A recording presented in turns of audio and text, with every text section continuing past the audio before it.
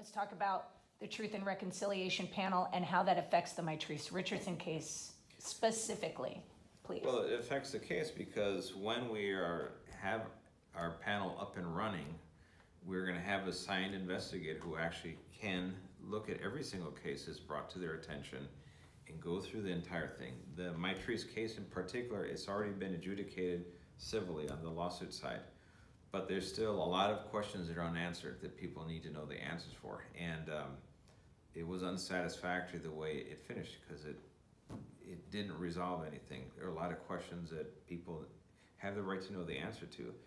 And I fully intend that the Truth and Reconciliation Panel will allow for that.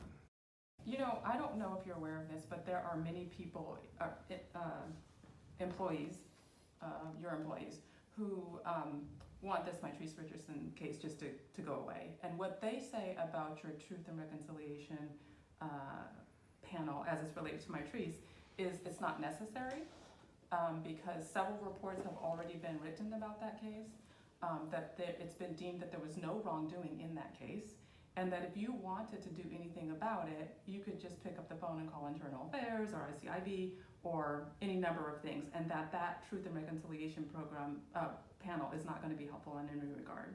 What say you?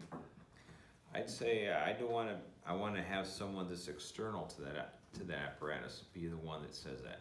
I don't want to call someone who actually is in the middle of it to tell me what it is, because their perspective is going to be far different from someone who's a third party that doesn't have a dog in the fight. Okay, what do you want to know about Elaine? Well, okay. You know, in that area, there have been, over the last 10 years that I've been kind of like hanging around Malibu, there have been several missing persons cases that, the ones that make the news, okay, of course you hear about those on the news, but there are people that go missing in that area. I don't know if it's more than in other areas, but one thing I can say is oftentimes when people go missing in that area, they're not from that community. So what happens is that there's this big debate on whose jurisdiction it is. So in the case of like Mitrice Richardson, even Elaine Park and Matthew Weaver, because they don't live, you know, within the jurisdiction of Los Angeles County, the families are left to almost fend for themselves in terms, and just like not really understand how you get help in terms of finding missing persons cases.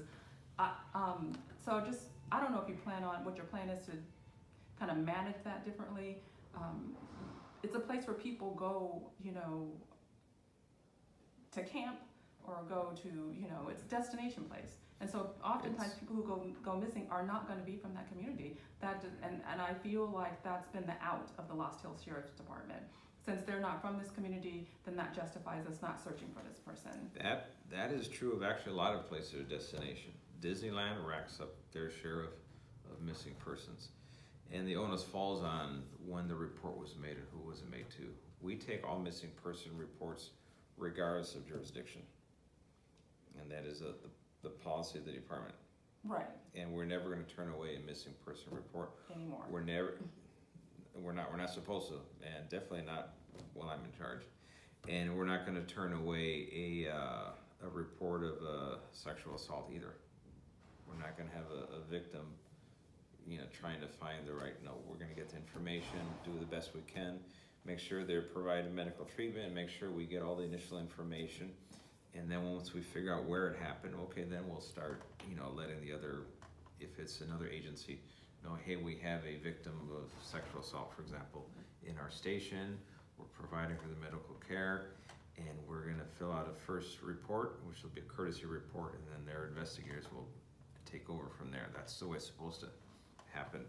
The same thing with the missing person.